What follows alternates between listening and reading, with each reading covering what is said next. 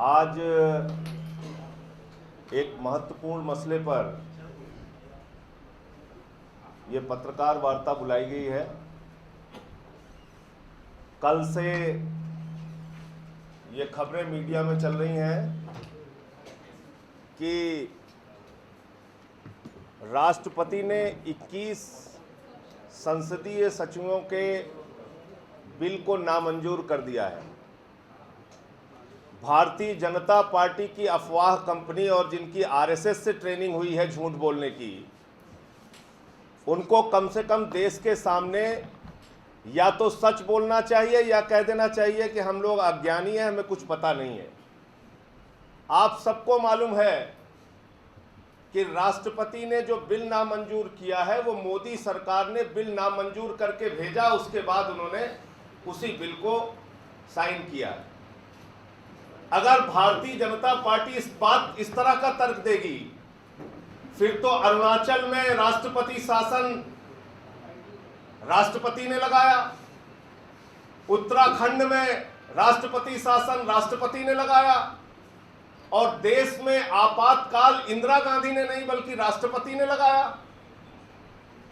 हम सारे लोग जानते हैं कि केंद्र सरकार का जो फैसला होता है उसको मानना महामहिम राष्ट्रपति के लिए बाध्यकारी होता है। इसलिए भारतीय जनता पार्टी को यह झूठ नहीं बोलना चाहिए कि ये बिल राष्ट्रपति ने नामंजूर किया, बल्कि ये सच बताना चाहिए कि नरेंद्र मोदी की सरकार, जिसके लिए आंखों की किरकिरी बन गई है दिल्ली की अरविंद केजरीवाल की सरकार, वो इस सरकार के हर एक काम में रोड़ा अटकाते हैं और उनके लिए सिर्फ एक ही चिंता का विषय है, आम आदमी पार्टी और अरविंद केजरीवाल को कैसे खत्म करना है, कैसे उनके अस्तित्व को समाप्त करना है। इसी काम में पहले दिन से, जब से दिल्ली की सरकार बनी है और अपनी हार को अब तक मोदी जी पचा नहीं पा रहे हैं, इतने प्रचंड बहुमत के साथ दिल्ली में सरकार बनी, उस हार को अब तक पचा नहीं पा रहे हैं। आए दिन दिल्ली सरकार के कामों में रोड़ा डालना है, अरविंद केजरीवाल को काम नहीं करने देना है। उनको सबसे ज्यादा डर और भय अगर किसी व्यक्ति से लगता है तो अरविंद केजरीवाल से लगता है। मोदी जी कहते थे ना खाऊंगा ना खाने दूंगा, अब उनका नारा हो गया है ना काम करूंगा ना करने दूंगा। 17 बिल दिल्ली की विधानसभा ने जनहित में पास करके भेजे, 3 बिल एजुकेशन के भेजे, लोकपाल का बिल भेजा, बहुत सारे बिल जो दिल्ली की जनता के हित में थे, उन बिलों को आज तक पास नहीं किया गया। पूछना चाहता हूं मोदी जी, आपकी क्या दुश्मनी है दिल्ली की जनता से, जिसने आपको भी पार्लियामेंट में 7 मेंबर ऑफ पार्लियामेंट दिए थे। आज पार्लियामेंट्री सेक्रेटरी के जिन मामले को इतना बड़ा मुद्दा बनाया जा रहा है, आप सबको जानकारी होगी कि पंजाब में भारतीय जनता पार्टी के 5 विधायक संसदीय सचिव हैं, 19 अकाली दल के संसदीय सचिव हैं। नागालैंड में 24 संसदीय सचिव बनाए गए।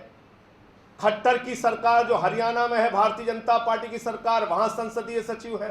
राजस्थान में वसुंधरा राजे, जहां भारतीय जनता पार्टी की सरकार है, वहां संसदीय सचिव है। रमन सिंह, जहां छत्तीसगढ़ में भारतीय जनता पार्टी की सरकार है, वहां संसदीय सचिव है। पूरे देश में संसदीय सचिव बनाना वैध है। खाली दिल्ली के अंदर अरविंद केजरीवाल अगर संसदीय सचिव बनाते हैं तो वो अवैध है, वो गुनाह है, उस सरकार को खत्म करना है, उस सरकार को चलने नहीं देना है। पूछना चाहता हूं मोदी जी, दिल्ली की सरकार से इतना सौतेला व्यवहार क्यों? अरविंद केजरीवाल से इतनी दुश्मनी क्यों है आपकी? इसका कृपा करके जवाब दीजिए। अगर आपसे इतना भी नहीं देखा जा रहा है कि एक साफ सुथरी ईमानदार सरकार दिल्ली में चल सके, तो आम आदमी पार्टी की चुनाव आयोग में मान्यता रद्द करा दीजिए। आप देश के प्रधानमंत्री हैं, कुछ भी कर सकते हैं। हम लोगों को समाप्त करने का ही अगर आपने मन बना लिया है, आप कुछ भी कर सकते हैं।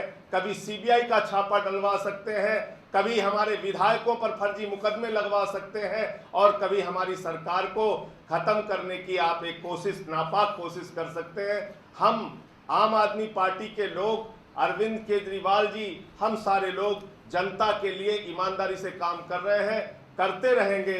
ये जो बिल की नामंजूरी को कल से इतना बड़ा मुद्दा बनाया जा रहा है, अभी ये प्रकरण चुनाव आयोग में चलेगा, वहां पर हमारे विधायकों ने अपना पक्ष रखा है और आगे चुनाव आयोग को इस बारे में निर्णय देना है सदस्यता समाप्त होनी है या नहीं होनी है।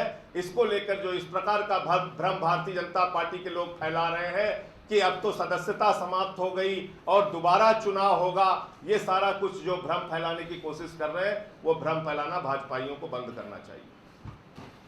जैसा कि भाई संजय जी ने बताया कि मोदी जी अगर हिंदुस्तान में किसी एक आदमी से डरते हैं तो उसका नाम है अरविंद केजरीवाल।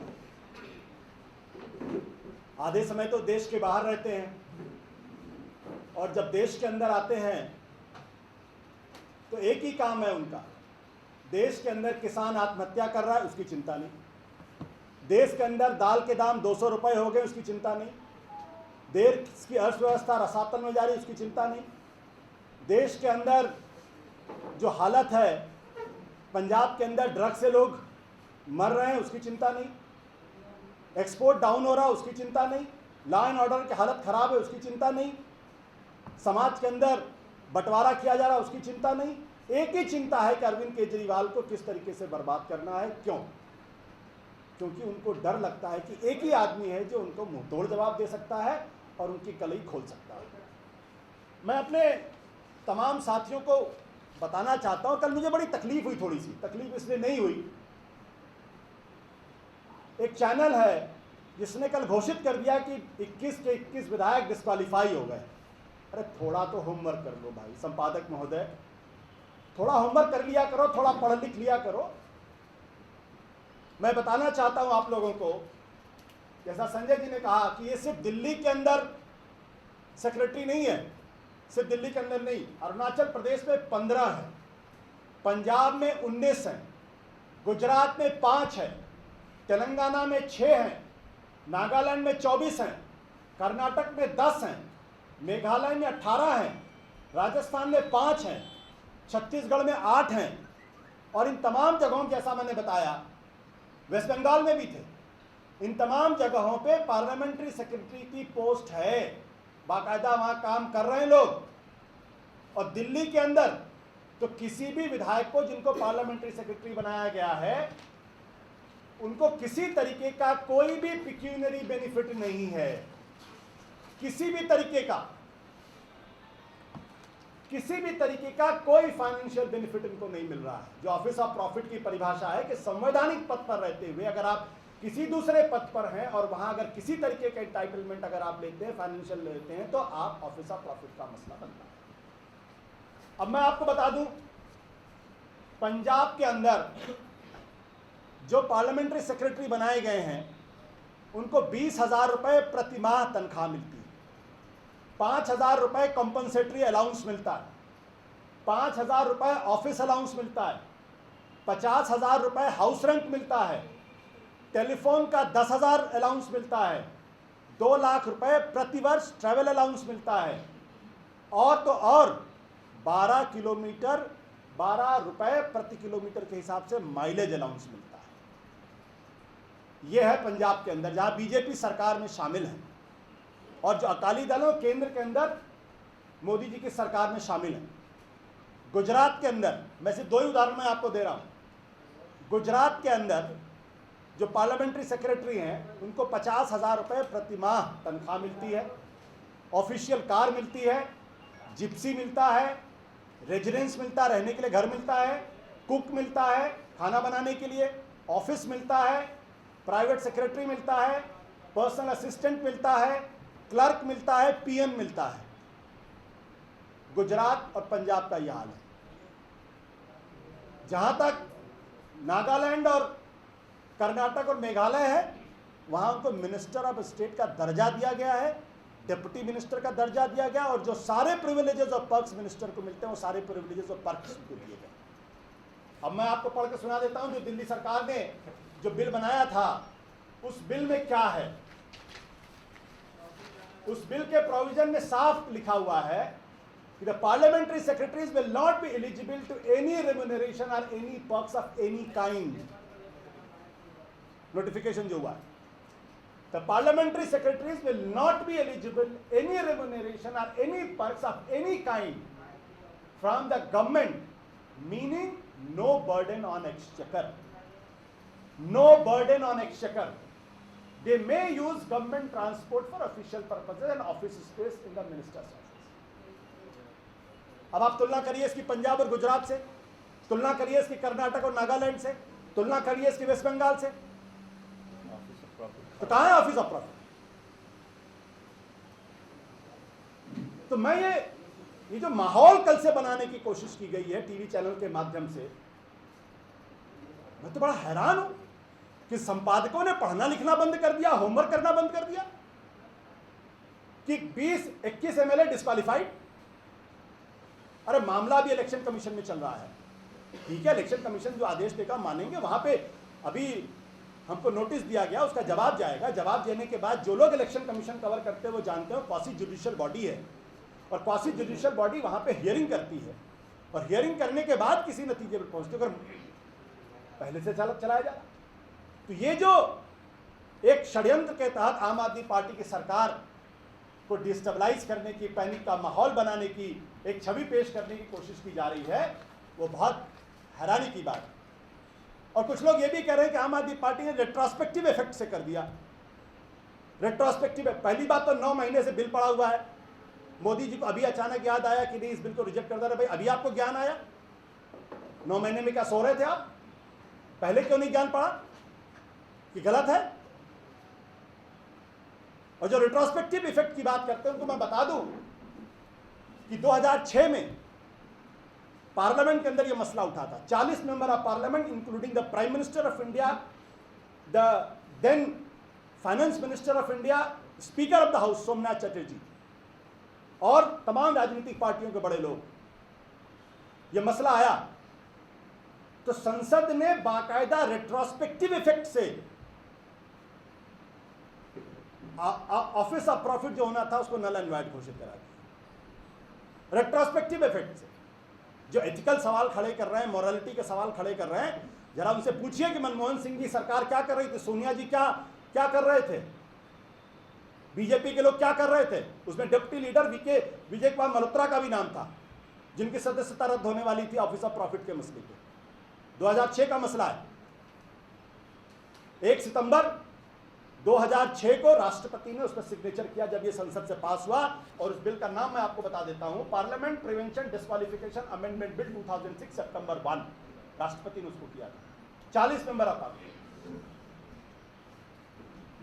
46 पोस्ट को एग्जम्प्ट कर दिया कि ऑफिस ऑफ प्रॉफिट में नहीं आते। Retrospective effect. अरे राजनीतिक बेईमानी की और राजनीतिक असुरक्षा भाव का एक सीमा होती है। मोदी जी से मैं कहना चाहता हूं, कृपया करके आम आदमी पार्टी की सरकार से को काम करने दीजिए। दिल्ली के लोगों ने आपको हराया है, उनसे बदला मत लीजिए। हमारे,